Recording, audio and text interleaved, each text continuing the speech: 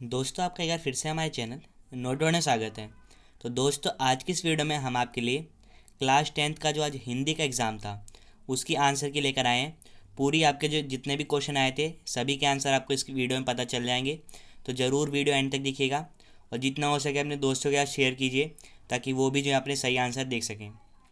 ठीक है दोस्तों, ऐसे हिंदी के जितने भी चैप्टर्स आपके मिड टर्म एग्ज़ाम में आ रहे थे उसकी मैंने वीडियो सबकी बनाई थी। सारे जो इंपॉर्टेंट क्वेश्चन मैंने आपको बताए थे वीडियोज़ में वो सारे क्वेश्चन आए हैं।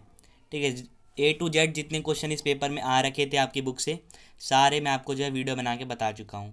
और साथ ही साथ जो समरी हर चैप्टर के जो इंपॉर्टेंट पॉइंट्स हैं उसके लिए भी मैंने वीडियो बनाई थी क्लास 10th के लिए। ठीक है, तो अगर आपने वो वीडियो देखी होगी तो आपको बहुत ज़्यादा बेनिफिट हुआ होगा। लगभग जितने भी क्वेश्चन हैं सारे क्वेश्चन मैंने उस वीडियोज़ में बताए हैं। ठीक है, तो चलिए शुरू करते हैं, एक एक करके आंसर देखते हैं। दो आपके सेक्शन थे, सेक्शन ए और सेक्शन बी, यानी खंड का और खंड ख। खंड का जो था उसमें 49 क्वेश्चन थे MCQ, आपको कोई 40 करने थे। और जो दूसरा खंड था उसमें डिस्क्रिप्टिव क्वेश्चन थे। ठीक है, जैसे पहला आपका क्वेश्चन था गद्यांश का 5 नंबर का, आपको एक गद्यांश पढ़ के जो है आंसर देने थे। पहला क्वेश्चन क्या था, प्रफुल्ल चंद्र राय को स्कूल तथा नियमित पढ़ाई क्यों छोड़नी पड़ी? तो बीमारी के कारण जो है, इसका आंसर हो जाएगा ऑप्शन नंबर ख। ठीक है, दूसरा, बंगाल में पश्चिमी शिक्षा के प्रसार में महत्वपूर्ण भूमिका किसने निभाई? तो डेविड हेयर ने, ऑप्शन नंबर घ। प्रफुल्ल चंद्र राय के बड़े भाई का नाम क्या था? तो नलिनी कांत था। ठीक है, ऑप्शन नंबर ग। चौथा, प्रारंभिक शिक्षा के बाद प्रफुल्ल चंद्र राय ने किस विद्यालय में दाखिला लिया? तो एल्बर्ट स्कूल में। ठीक है, ऑप्शन नंबर ख। पांचवा जो क्वेश्चन है, प्रफुल्ल चंद्र राय के पिताजी का क्या नाम था? हरीश चंद्र राय, ऑप्शन नंबर ग। ठीक है, दूसरा क्वेश्चन आपको काव्यांश थे, इसमें आपको दो काव्यांश दिए थे 5-5 नंबर के और दोनों में से आपको कोई एक करना था। ठीक है, अपनी पसंद का जो आपको आसान लगता। ठीक है, जैसे ये पहला काव्यांश है आपका, इससे रिलेटेड जो क्वेश्चन है पहले वो देखिए। पहला क्वेश्चन है, कवि किससे अनुरक्ति छोड़ने की बात कह रहा है? तो इसका आंसर है ऑप्शन नंबर क, भोग से। दूसरा, कवि किनके स्वरों में एक स्वर अपना मिलाने की बात कह रहा है? तो वंदना के स्वरों में, ऑप्शन नंबर घ। तीसरा, कवि किस में भ्रष्ट न होने की बात कर रहा है? तो लोभ में भ्रष्ट न होने की बात कर रहा है, ऑप्शन नंबर घ। चौथा, कवि किधर उन्मुख व्यक्ति को छोड़ने की बात कह रहा है? तो योग में। ठीक है, ऑप्शन नंबर घ। पांचवा, कवि किसको न भूलने की बात कह रहा है? माँ को न भूलने की बात कर रहा है, ऑप्शन नंबर क। ठीक है, फिर इसमें आपको जो दूसरा काव्यांश दिया था ये आपका ये काव्यांश है, तो आपको दोनों में से एक करना था। आपने कोई एक करा होगा जो आपको आसान लगा होगा। ठीक है, इसका आंसर देख लीजिए। दूसरों पर जय करने से पहले कवि किस पर जय करने की बात कह रहा है? खुद पर। ठीक है, ऑप्शन नंबर क। दूसरा, कवि किस से बचे रहने की बात कर रहा है? तो ऑप्शन नंबर ख, झूठ से बचे रहने की। ठीक है, अपने दिल से किस को साफ करने की बात कवि कह रहा है? ऑप्शन नंबर ग, भेदभाव को जो है अपने दिल से साफ करने की बात जो है कवि कह रहा है। चौथा, किससे भूल होने पर कवि उसे माफ़ करने की बात कह रहा है? तो ऑप्शन नंबर ग, दोस्तों से भूल होने पर। ठीक है, पांचवा, कवि किसका दम भरने की बात कह रहा है? सच का दम भरने की, ऑप्शन नंबर घ। तो पहला जो दूसरा क्वेश्चन थे, पहला और दूसरा बहुत आसान थे, आसानी से आपको इसके उत्तर मिल गए होंगे। फिर था आपका व्याकरण वाला पोर्शन, व्याकरण पर आधारित MCQ थे इसमें।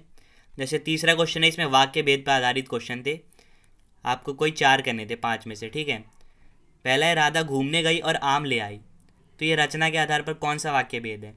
यहाँ देखिए दो वाक्य हैं और उनका और लगा के जो है जोड़ा गया है, तो ये संयुक्त वाक्य है। ठीक है, मिश्र वाक्य इनमें से कौन सा है? ऑप्शन नंबर ख, जो व्यक्ति स्वावलंबी होते हैं वे सदा सुखी होते हैं। यहाँ दो अलग अलग बातें हैं, उन्हें कॉमा लगा के ठीक है बताया गया है। ठीक है, जोड़ा गया है।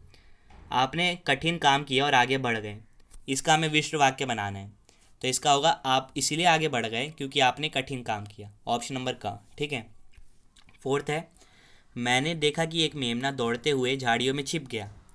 तो इसमें जो अंडरलाइन हो रखा है उसका आपको बताना है कौन सा उपवाक्य है ये, तो ये सर्वनाम आश्रित उपवाक्य है। ठीक है, पांचवा, निम्न में से मिश्र वाक्य है, कौन सा मिश्र वाक्य है? तो ऑप्शन नंबर ख, बच्चों ने कहा कि कल छुट्टी रहेगी। ठीक है, ये मिश्र वाक्य है। फिर फोर्थ था, इसमें वाच्य से संबंधित क्वेश्चन थे, 5 में से आपको कोई 4 करने थे। पहला है, मैंने आम खाया, कौन सा वाच्य है ये? कर्तृवाच्य, ऑप्शन नंबर क। उन्होंने सारे प्रश्न हल कर दिए, तो इसका आपको क्या करना है, कर्मवाच्य में बदलना है। तो उनके द्वारा सारे प्रश्न हल कर दिए गए, ऑप्शन नंबर ग, ठीक है। तीसरा, मैं हंस नहीं सकता, उपयुक्त वाक्य को भाववाच्य में बदल ले। भाववाच्य में बदलना है तो क्या होगा, मुझसे हंसा नहीं जाता, ऑप्शन नंबर ग। चौथा, निम्नलिखित वाक्यों में से कर्तृवाच्य वाला वाक्य छांटिए। कर्तृवाच्य वाला जो वाक्य है वो ये है, ऑप्शन नंबर क, सुमित ने कविता पढ़ी। पांचवा, भाववाच्य का कौन सा उदाहरण है, ऑप्शन नंबर ग, आज घूमने चला जाए, ठीक है। फिर पांचवा था पद परिचय वाला। पांच में से आपको चार करने थे। पहले में था वे लोग कल शिमला जा रहे हैं, ठीक है। इसमें आपको शिमला का पद परिचय देना है, तो ऑप्शन नंबर ग हो जाएगा इसका। दूसरा, रमा कलम से स्केच बनाती है, स्केच का आपको पद परिचय देना था, ऑप्शन नंबर क हो जाएगा। तीसरा, वे लोग आ गए, तो वे लोग का जो पद परिचय है ऑप्शन नंबर क हो जाएगा इसका। चौथा, गंगा विश्व की सबसे पवित्र नदी मानी जाती है, तो इसका जो आंसर है ऑप्शन नंबर ग, ठीक है। शाबाश तुमने बहुत अच्छा खेला, तो तुमने का जो हमें पद परिचय बताना था, ऑप्शन नंबर क हो जाएगा इसका, ठीक है। फिर छठा जो प्रश्न था अलंकार से संबंधित, इसमें क्वेश्चन थे, पाँच में से कोई चार करने थे। पहला क्या है, मधुबन की छाती को देखो, सूखी कितनी इसकी कलियाँ। इसमें जो अलंकार है वो श्लेष अलंकार, ठीक है। श्लेष अलंकार कब आता है, जब एक ही शब्द के दो दो अर्थ बनते हैं, ठीक है। सिर फट गया उसका वहीं मानो अरुण रंग का घड़ा, तो मानो जहाँ पे शब्द आ जाता है वहाँ कौन सा अलंकार होता है, उत्प्रेक्षा अलंकार, ठीक है। मानो, मनहु, इस तरह के जो शब्द आते हैं। देख लो साकेत नगरी है, यही स्वर्ग से मिलने गगन में जा रही, तो इसमें होगा अतिशयोक्ति अलंकार, बहुत बढ़ा चढ़ा के बताया गया है कि कोई जो शहर है वो स्वर्ग से मिलने आकाश में जा रहा है, ठीक है। तो ऑप्शन नंबर ग हो जाएगा इसका। चौथा, उषा सुनहरे तीर बरसती, जय लक्ष्मी सी उदित हुई, ठीक है। तो इसमें होगा मानवीकरण अलंकार, ठीक है। पांचवा, जहाँ एक शब्द से अधिक अर्थ निकले वहाँ अलंकार की पहचान कीजिए। अभी मैंने आपको बताया श्लेष अलंकार, जहाँ एक शब्द के जो है दो अलग अलग अर्थ होते हैं। सातवां प्रश्न जो है पाठ्य पुस्तक से आपसे एक गद्यांश बना रखा है। आपका जो चैप्टर नंबर 10वां था नेताजी का चश्मा, उसमें से एक गद्यांश लिया गया है। फिर उस पर बेस्ड कुछ क्वेश्चन है।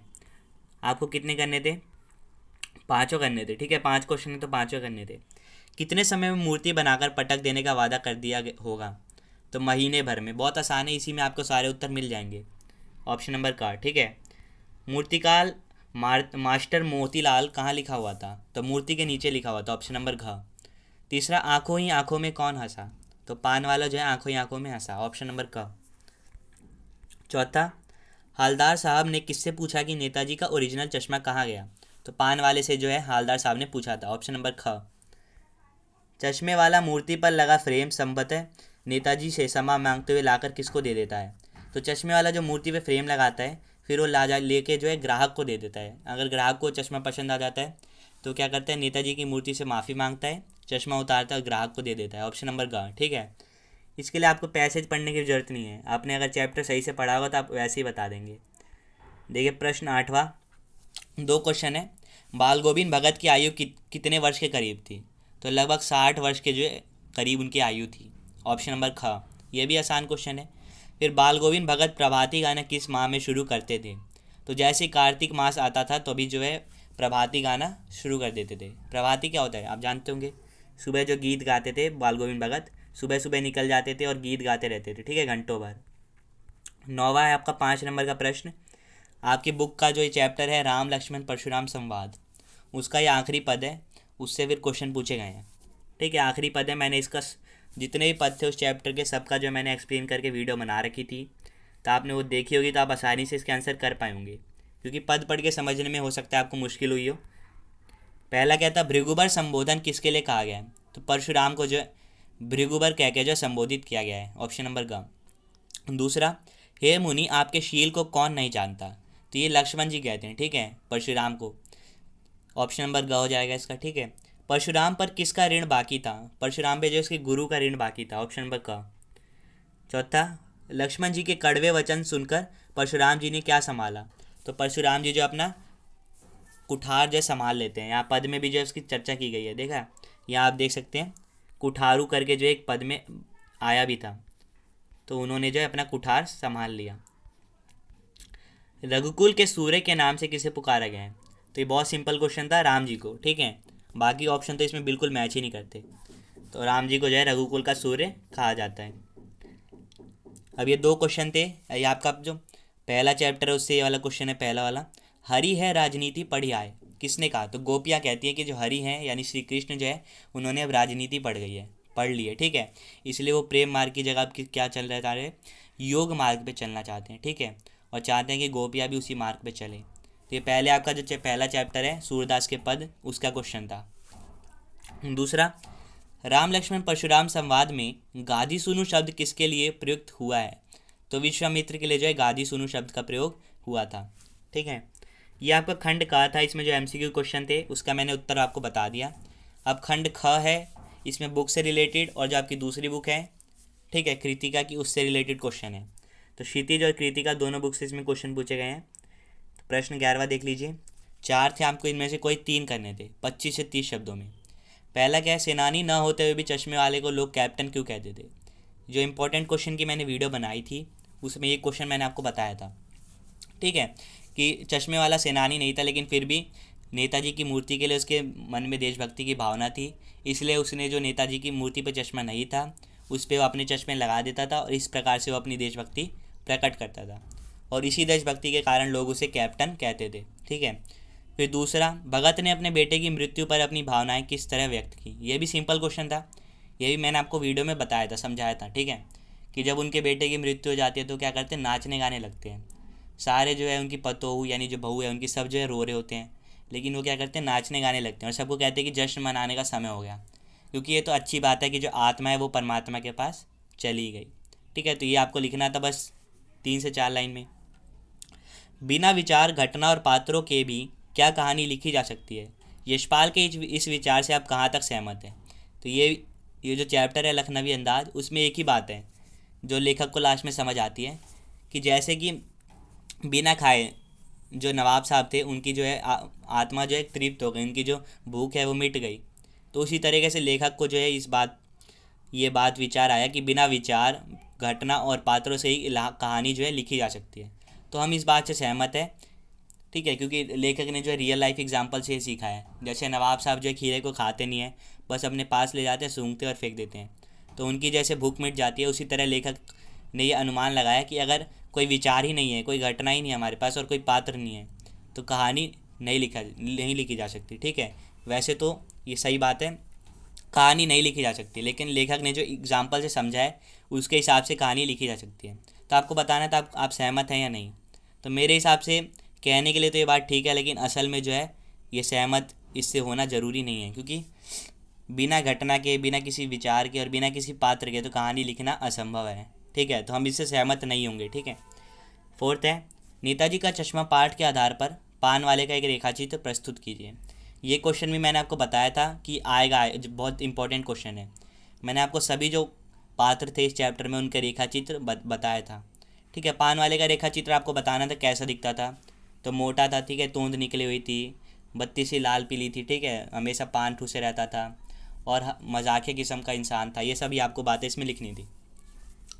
फिर 12वां प्रश्न, इसमें 3 में से आपको कोई 4 में से किन्हीं 3 प्रश्नों को करना है, ठीक है, 2-2 नंबर के हैं। गोपियों ने किन किन उदाहरणों के माध्यम से उद्धव को उलाहने दिए हैं? ये क्वेश्चन मैंने आपको बताया था कि बहुत इंपॉर्टेंट है। तो गोपियों ने क्या क्या कह के जो उद्धव को उलाहने दिए हैं? गोपियों ने उसे क्या कहा था कि तुम जल में जो रखी हुई मटकी की तरह हो, ठीक है, जल में रखी हुई तेल की मटकी की तरह जिसमें पानी की एक भी बूंद नहीं चिपकती, ठीक है। ऐसे गोपियाँ जो उसको कह के उद्धव को उलाहने देती है। और भी कई तरीके से गोपियों ने इसमें उलाहने दिए थे, वो आपको लिखना था। दूसरा, लक्ष्मण ने वीर योद्धा की क्या क्या विशेषताएं बताई? ये बहुत इंपॉर्टेंट क्वेश्चन था, ये भी मैंने आपको बताया था कि लक्ष्मण ने बताया था कि वीर योद्धा वो होते हैं जो कि युद्ध भूमि में अपनी वीरता का प्रदर्शन करते हैं। वो नहीं होते जो कि बोल के जो है अपनी बात बिना लड़ाई लड़े जो है अपने आपको महान सिद्ध करना चाहते हैं, ठीक है, यानी कि जो वीरता का प्रदर्शन अपने मुंह से करते हैं वो वीर नहीं होते, ठीक है। उद्धव द्वारा दिए गए योग के संदेश ने गोपियों की वीराग्नि में घी का काम कैसे किया? ये भी क्वेश्चन मैंने आपको बताया था कि उद्धव जो है योग का संदेश लाते हैं। तो ये गोपी जो है कृष्ण से मिलने के लिए बेताब थी बहुत दिनों से, ठीक है, इंतजार कर रही थी, लेकिन जब उद्धव ने योग का संदेश दिया और उन्हें भी ये सलाह दी कि तुम भी जो है योग के मार्ग पे चलो, तो इससे गोपियों को बहुत दुख हुआ और उन्होंने ये सोचा कि कृष्ण ने जो है राजनीति पढ़ ली है, इसलिए खुद नहीं आए और उद्धव को भेज दिया, ठीक है, ताकि उद्धव जो है हमें मना सके और हम जो है कृष्ण के प्रेम से दूर हो सकें, ठीक है। तो ये आपको लिखना था। आत्मकथा सुनाने के संदर्भ में अभी समय भी नहीं, कवि ऐसा क्यों कहता है? ये भी क्वेश्चन मैंने आपको करवाया था, बहुत इंपॉर्टेंट था ये भी। कवि ऐसा इसलिए कहता है कि कवि को लगता है कि अभी तक जो है मैंने जीवन में कुछ ऐसा हासिल नहीं किया है जिसके लिए मैं अपनी जो आत्मकथा है वो सुनाऊँ सबको, ठीक है। और कवि ये भी कहता है कि मेरे जीवन में इतने सारे दुख हैं कि मैं आत्मकथा लिख के जो है सभी के जो है मजाक का पात्र नहीं बनना चाहता, ठीक है। आत्मकथा अगर मैं लिखूँगा तो मुझे अपने जीवन के जो दुख है वो भी लिखने पड़ेंगे और उसे सुन के जो है लोग मेरा मजाक उड़ाएंगे, ठीक है। तो आपको यही लिखना था, 3 से 4 लाइन में आपको लिखना था, ठीक है। फिर 13वां प्रश्न, इसमें आपको 3 में से कोई 2 करने थे और 50 से 60 शब्दों में आपको उत्तर देना था। पहला, साना साना हाथ जोड़ी पाठ में गंतोक को मेहनतकश बादशाहों का शहर क्यों कहा गया है? ये बहुत इंपॉर्टेंट क्वेश्चन थे, मैंने आपको बताया था, ठीक है। गंतोक को जो है मेहनतकश बादशाहों का शहर इसलिए कहा गया है क्योंकि गंतोक के जो लोग हैं उन्होंने इतनी मेहनत करी है और अपने शहर को जो इतना साफ बनाया है कि वो एकदम सुंदर हो गया है, ठीक है। तो गंतोक के जो निवासी हैं, ठीक है, उनकी मेहनत की वजह से जो है इसे गंतोक को जो है मेहनतकश बादशाहों का शहर कहा गया है, ठीक है, क्योंकि उन्होंने दिन रात परिश्रम करके जो अपने शहर को इतना सुंदर और अच्छा बनाया ताकि लोग जो वहाँ घूमने आते हैं। दूसरा, माता का आंचल पाठ में भोलानाथ और उसके साथियों के खेल और खेलने की सामग्री आपके खेल और खेलने की सामग्री से किस प्रकार भिन्न है? अपने शब्दों में लिखिए। ये क्वेश्चन भी मैंने आपको करवाया था, ठीक है, क्योंकि पहले के जब समय में जो बच्चे खेलते थे वो फिजिकल शारीरिक खेल खेलते थे, जैसे कबड्डी हो गया या घर घर बनाने वाले बच्चे खेल खेलते वो हो गया। लेकिन आज के समय में जो हम खेल खेलते हैं वो ऑनलाइन खेल जो हम ज़्यादा खेलते हैं, ऑनलाइन वीडियो गेम हो गई, ठीक है, ऑनलाइन जितने भी गेम हैं। तो अब हमें जो शारीरिक खेल नहीं खेलते। पहले के बच्चे जो है घर से बाहर जाके जो है अपना खेल खेलते थे, लेकिन आजकल के बच्चे जो है घर में ही मोबाइल में जो है अपना गेम खेलते हैं, ठीक है। ये आपको इसमें लिखना था, अपने हिसाब से आपको इसका उत्तर देना था। तीसरा, माता के आंचल पाठ में बच्चे माता पिता के प्रति अपने प्रेम को कैसे अभिव्यक्त करते हैं? अपने माता पिता के प्रति अपने प्रेम को आप कैसे अभिव्यक्त करते हैं आपको बताना था, ठीक है। यही क्वेश्चन ही मैंने आपको बताया था, ठीक है, कि माता का आंचल पाठ में जैसे ये जो बालक था, ठीक है, वो अपनी माता के साथ जो है बहुत जुड़ा हुआ था। जब भी उसे कोई परेशानी आती थी तो माता के पास जाता था, माँ के पास जाता था और उससे जो है उसे परेशानी को बताता था और फिर माँ उस परेशानी को हल कर देती थी, ठीक है। और आप कैसे करते हैं अपने जो माता पिता हैं उनके प्रति प्रेम को, ये आपको बताना है, ठीक है, कि उनके प्रति जो आपके मन में प्रेम है तब कैसे उसे दिखलाते हैं, कैसे आप उसे व्यक्त करते हैं। फिर है रचनात्मक लेखन वाला खंड, ठीक है। इसमें जो आपको अनुच्छेद लिखना था प्रश्न 14वें में, ये सभी आपका जैसे क में आपसे क्या है, जल प्रदूषण और इसका दुष्प्रभाव, ठीक है, ये आपका टॉपिक था। इसमें कुछ पॉइंट्स दे रखे हैं। पहले तो आपको प्रस्तावना लिखनी थी कि होता क्या है जल प्रदूषण, फिर जल प्रदूषण किस कारण से होता है, फिर इसके क्या क्या प्रभाव हैं, ठीक है, फिर इसको ठीक करने के लिए हमें क्या करना चाहिए ये आपको लिखना था। और फिर उपसंहार अंत में कि हमें जल प्रदूषण से बचने के लिए ये करना चाहिए और इसकी रोकथाम के लिए हमें ये करना अनिवार्य है, ये सभी आपको उपसंहार में लिखना था, ठीक है। कंक्लूज़न आपको क्या मिलता है, 6 नंबर का था ये। दूसरा टॉपिक था मेरे विद्यालय का वार्षिकोत्सव, इसमें भी आपको प्रस्तावना लिखनी थी। फिर आयोजन का स्वरूप यानी आयोजन कैसे हुआ, जो आपका एनुअल फंक्शन है उसका आयोजन कैसे हुआ, ये सब आपको लिखना था। फिर मुख्य आकर्षण, इसमें खास क्या था, जो आपका एनुअल फंक्शन हुआ, जो वार्षिकोत्सव हुआ उसमें खास क्या था। फिर अंत में उपसंहार कंक्लूज़न क्या हो निकलता है, ठीक है, कि कैसा गया, अच्छा गया कि नहीं, ठीक है, आपने उसमें भाग लिया कि नहीं, आपको यही सब इसमें लिखना था। देश के विकास में शिक्षा की भूमिका, ये टॉपिक था तीसरा, इसमें भी आपको प्रस्तावना लिखनी थी। फिर समाज में जो शिक्षा की भूमिका बदल रही है, कैसे बदल रही है वो आपको लिखना है, ठीक है। आज का जो समाज है उसके लिए शिक्षा किस तरीके से ज़रूरी है और आज का जो समाज है उसके लिए शिक्षा का जो मॉडल है किस तरीके से बदलना पड़ेगा, ये सभी आपको लिखना था। फिर उपसंहार में आपको लिखना था कि कंक्लूज़न क्या निकलता है, ठीक है, ये सब आपको लिखना था। 6 नंबर का था। 3 टॉपिक थे, आपको इनमें से जो आसान लगा होगा आपने लिख दिया होगा और उसी हिसाब से जो आपको नंबर मिलेंगे। 15वां था जो आपका, इसमें आपको किसी एक विषय में पत्र लिखना था 100 शब्दों में। 5 नंबर का था, पहला कि आपके क्षेत्र में सड़कों के टूटने से आपको हो रही असुविधा का वर्णन करते हुए नगर निगम अधिकारी को पत्र लिखिए, आसान था ये। दूसरा, पानी के समुचित उपयोग करने की सलाह देते हुए अपने भाई को पत्र लिखिए। तो आपने जो लिखा होगा, आपने फॉर्मेट अगर फॉलो किया होगा सही से, आपने लिखा होगा टॉपिक कारण जो है सही लिखा होगा तो आपको पूरे 5 नंबर मिल जाएंगे, ठीक है। 16वां, किसी दूर संचार कार्यक्रम कार्यालय में सहयोगी पद के आवेदन हेतु लगभग 80 शब्दों में स्ववृत्त लिखिए। स्ववृत्त लेखन का ये क्वेश्चन था, ठीक है। तो 80 शब्दों में आपको इसे लिखना था। दूसरा, मोहल्ले में मच्छरों की समस्या के समाधान का सुझाव देते हुए नगर निगम के अधिकारी को लगभग 80 शब्दों में एक ईमेल लिखिए। पहला क्वेश्चन था स्ववृत्त लेखन का, दूसरा ईमेल लेखन का। तो आप इनमें से जो आपने किया होगा सही तरीके से फॉर्मेट के हिसाब से, तो आपको पूरे 5 नंबर इसके मिल जाएंगे, ठीक है। फिर लास्ट क्वेश्चन था विज्ञापन वाला, ठीक है। अपने कॉलोनी में होने वाली खेल प्रतियोगिताओं के आयोजन विषय पर लगभग 60 शब्दों में एक विज्ञापन तैयार कीजिए। 4 नंबर का ये क्वेश्चन था। दूसरा क्या था इसमें, क्विज प्रतियोगिता में प्रथम स्थान पाने के लिए शुभकामना देते हुए छोटे भाई को लगभग 60 शब्दों में संदेश लिखिए। तो या तो आपने विज्ञापन लिखा होगा या तो संदेश लिखा होगा। फॉर्मेट आपने सही फॉलो किया होगा, और अगर आपने विज्ञापन लिखा है तो उसे अट्रैक्टिव बनाया होगा, तो आपको पूरे 4 नंबर आसानी से मिल जाएंगे, ठीक है। ये आपका पेपर था दोस्तों, 17 क्वेश्चन थे। सभी क्वेश्चन के आंसर मैंने आपको बता दिया। ये जो लॉन्ग आंसर वाले क्वेश्चन है, जो पत्र हो गया, अनुच्छेद लेखन हो गया, संदेश, ये सब आपको अपने हिसाब से लिखना था और फॉर्मेट को फॉलो करते हुए लिखना था। अगर आपने उस तरीके से लिखा है तो आपको उसके पूरे नंबर जरूर मिलेंगे, ठीक है। बाकी जो MCQ क्वेश्चन थे मैंने आपको बता दिए, और जितने भी बुक के क्वेश्चन आए थे सभी जो है मैंने वीडियो बना रखी है सारे चैप्टर्स की जो मिड टर्म में आए थे, ठीक है। और सभी के जो इंपॉर्टेंट क्वेश्चन की भी मैंने वीडियो बना रखी थी, उसमें सारे इंपॉर्टेंट क्वेश्चन मैंने आपको करवाए थे। तो आप में से किसी ने अगर देखा होगा तो बहुत ज़्यादा उससे लाभ मिला होगा, ठीक है। उसमें जो मैंने आपको आंसर बताया था वही आपने अगर लिखा होगा पेपर में तो आपको पूरे नंबर ज़रूर मिले होंगे, ठीक है। तो उम्मीद करता हूँ आपने वीडियो देख ली, अपने आंसर आपने मिला लिए होंगे। अगर आप अपने स्कोर बताना चाहें तो कमेंट सेक्शन में बता सकते हैं, और अगर चैनल पे नए हैं तो सब्सक्राइब कर लीजिए, ताकि ऐसी जो इंफॉर्मेटिव वीडियोज़ हैं जैसे ही आएंगे आपको सबसे पहले नोटिफिकेशन मिल सके। तो आपसे फिर मिलेंगे नेक्स्ट वीडियो में किसी और टॉपिक के साथ। तब तक के लिए bye bye, see you again and thanks for watching.